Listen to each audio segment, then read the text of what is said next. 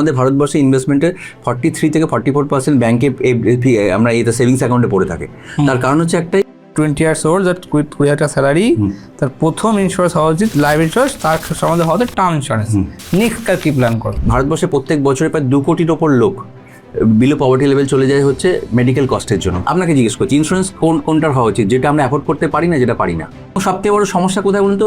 Procrastination সবথেকে বড় রোগ। কালকে করবো, সামনের মাস থেকে করবো, 2 মাস থেকে করবো, পুজোর পর থেকে করবো, সামনের বছর থেকে করবো। 20 years old, যার 20 হাজার টাকা স্যালারি, তার প্রথম ইন্স্যুরেন্স হওয়া উচিত লাইফ ইন্স্যুরেন্স, তার সম্বন্ধে হওয়া টার্ম ইন্স্যুরেন্স। নেক্সট কার কি প্ল্যান করো? নেক্সট প্ল্যান উচিত হচ্ছে হেলথ ইন্স্যুরেন্স। আচ্ছা, হেলথ ইন্স্যুরেন্স এটা কেমন? সেম ভাবে একই প্রশ্ন।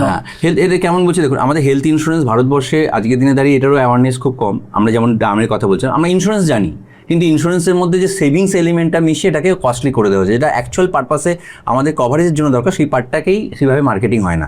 তার কারণ এটার জন্য অনেক কিছু ব্যাপার আছে।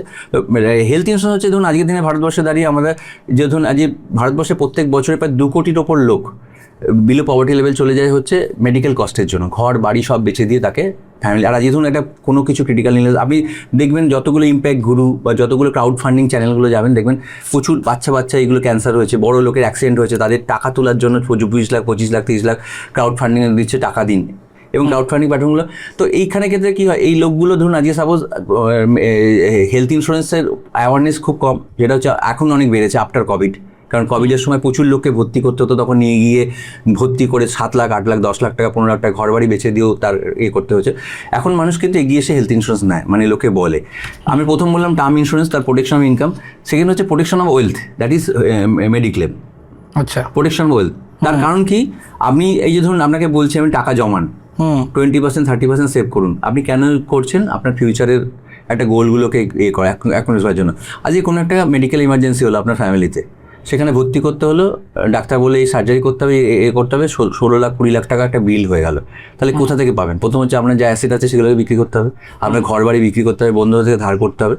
তাহলে সেটাকে প্রোটেক্ট করে আপনাকে হেলথ ইন্স্যুরেন্স। আপনার যে হেলথ ইন্স্যুরেন্স যদি প্রপারলি থাকে, তাহলে আপনাকে ওই যে আপনার যে টাকাটা আপনার চিকিৎসার জন্য যেত, সেই টাকাটা আপনাকে এই হেলথ ইন্স্যুরেন্স প্রোভাইড করবে। খুব নমিনাল আজকের দিনের ইএমআইতেও পাওয়া যায়, ছোটো ছোটো করে টাকা দিয়ে আপনি আপনার ফ্যামিলির জন্য প্রোটেক্ট করতে হবে, যেটা ফিউচারে কোনো। দেখুন, একটা জিনিস আমি বিশ্বাস করি, সেটা হচ্ছে ইন্স্যুরেন্স, আপনাকে জিজ্ঞেস করছি ইন্স্যুরেন্স কোনটার হওয়া উচিত, যেটা আমরা অ্যাফোর্ড করতে পারি না, যেটা পারি না। আমি নিজে অ্যাফোর্ড করতে পারবো। যেটা ইন্স্যুরেন্স কোন জিনিসের হওয়া উচিত, যেটা অ্যাফোর্ড করতে পারি না, যেটা পারি না, পারি না। তার মানে ধরুন আজকে সাপোজ যেটা পারি না অ্যাফোর্ড করতে, আজকে ধরুন আমার সাপোজ আপনাকে এক্সাম্পল বলছি, ধরুন আজকে সাপোজ যদি আমার 1 লাখ টাকা খরচা হয়, কোনোভাবে ম্যানেজ করে বন্ধুবান্ধব থেকে নিয়ে আমি করে দিতে পারবো, কিন্তু যদি সেটা যদি 25 লাখ বা 30 লাখ হয়, সেটা সবসময় সম্ভব হবে না, পসিবল না। আর হঠাৎ করে লাগে তো পসিবলই না, সেইভাবে আমাদের নেই। আর বিশেষ করে লোয়ার মিডিল ক্লাসে তো সেই সময় পাওয়া মুশকিল। তো সেখানে ক্ষেত্রে আমি যদি ওইটাই যদি আজকে থেকে দাঁড়িয়ে প্ল্যান করতে পারি যে আমার যদি কিছু হয় ফ্যামিলি, আমার 1 কোটি টাকার যে কোনো মেডিক্লেম আমার টাকাটা আমার পেয়ে যাবো, তাহলে কি হবে? আমি মেন্টাল পিস একটা বিশাল জিনিস। আজকে স্ট্রেস যদি আপনার না থাকে, আপনি সুস্থ জীবন। আর আমাদের একটা ট্যাগলাইন আছে dream life advisory, health, wealth and happiness. দেখুন, আমি যে কথা বলছি আপনার সাথে ওয়েলথ নিয়ে, ওয়েলথের সাথে দুটো পার্ট খুব রিলেটেড, ঠিক আছে? Health, wealth and happiness. তার মানে হেলথ, স্বাস্থ্য, যেটা নিয়েও আমরা খুব ভালো ইনিশিয়েটিভ আমরা করি, কাজ করি। আপনি সুস্থ থাকলে, আপনি তার সাথে যদি আপনার সম্পদ ঠিকভাবে করতে পারেন, তাহলে কিন্তু ফিউচারে আপনি হ্যাপি লাইফ লিড করতে পারবেন। This is our tagline, this is our message, health, wealth and happiness. এবং তিনটেই যখন আপনার একসাথে একটা ফ্লোতে থাকবে, তখন দেখবেন আপনি লাইফটাকে রিয়েলি এনজয় করতে পারবেন। তো সেটাই আপনার কাছে আমার মেসেজ। তাহলে ফার্স্ট থিং হলো লাইফ ইন্স্যুরেন্স, সেকেন্ড থিং হলো হেলথ ইন্স্যুরেন্স, থার্ড থিং হলো যেটা এরপরে হচ্ছে মিউচুয়াল ফান্ড, যেটা এরপরে আসবে। আচ্ছা, এরপরে আসছে মিউচুয়াল ফান্ড, অলরেডি আরো আগে দেখেছেন। এবার আমি আপনাকে বলি, এবার এইখানে ক্ষেত্রে দেখুন, আমরা বিভিন্ন মানুষের সাথে মিট করি, তার মধ্যে বিভিন্ন রিস্ক ক্যাটাগরি আছে, প্রোফাইলিং আছে। ক্যাটাগরি মানে ধরুন চয়েসেস অফ ইনভেস্টমেন্ট। যেমন ধরুন আমি আপনাকে জিজ্ঞেস করছি, আমরা তার জন্য একটা রিস্ক প্রোফাইলিং শিট দিই।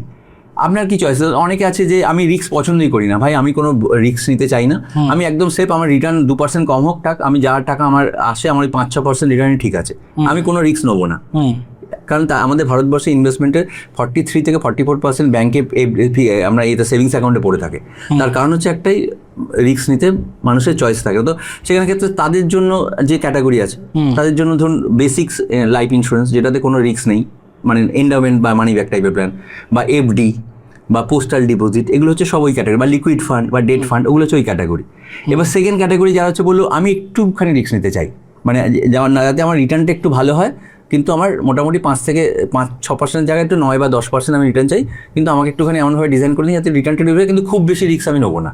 তো তাদের জন্য আমরা ওই ধরনের ব্যালেন্স ক্যাটাগরি ব্যালেন্স ক্যাটাগরির দিতি। আর যারা বলে না আমি লং টার্ম ইয়ং বয়স, আপনি যেমন বললেন 20 বছর বা 25 বছর, তার কাছে 25, 30 বা 40 বছর সময় রয়েছে, তাকে বলি লং টার্মের জন্য আপনি ইকুইটি ফান্ড বা রিস্ক নিন। এবার এই কম্বিনেশন অফ মিক্সটা হবে, তার সাথে পার্সোনাল আলোচনা, আপনার রিস্ক ক্যাটাগরি, আপনার রিস্ক প্রোফাইলিং কি হবে। এবার এটাও একটা অ্যাওয়ারনেস, মানে আজকে যখন আপনার সাথে কথা বলতে আসছি আপনি যেটা ভাবেন, এবার আপনি on interaction, on case study, আমাদের কাছে প্রচুর কেস স্টাডি আছে লাস্ট বিগত 20-25 বছরে যাদেরকে শুরু করেছিলাম, আজকের দিনে দাঁড়িয়ে তারা কোথায় দাঁড়িয়ে আছে। তো এই অনেক কিছু দেখে মানুষ আমাদের সাথে যখন কোনো ওয়ার্কশপগুলোতে হয় তারা আসে, তারা একে অপরের সাথে ইন্টারাক্ট করে, একে মানুষের করে যে আমি এই শুরু করেছিলাম তখন আমার মাথায় কিছু ছিল, আমি বুঝতাম না, আমিও বুঝতাম না, আমি তো শিখে আস্তে আস্তে এই জায়গায় তো আজকে শিখছি, অন্যকেও শেখাচ্ছি, এই প্ল্যাটফর্ম থেকে আমরা সেটা চেষ্টা করছি যাতে মানুষ এই জায়গা থেকে ইন্সপায়ার হয়। করাটা খুব জরুরি। দেখুন আজকে কোন ফান্ডে করছি, লিকুইডে করছি কি ব্যালেন্সে করছি, ইকুইডে করছি, করাটা খুব ইম্পর্টেন্ট, শুরু করাটা খুব ইম্পর্টেন্ট। শুরুটাই সব থেকে চ্যালেঞ্জ।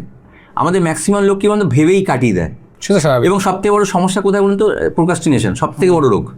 কালকে করব, সামনের মাস থেকে করবো, 2 মাস থেকে করবো, পুজোর পর থেকে করবো, সামনের বছর থেকে করবো, এই করতে করতে কিন্তু আলটিমেটলি করাই হয় না। এইখানেতে একটা অ্যাডভাইজারের বড় রোল থাকে।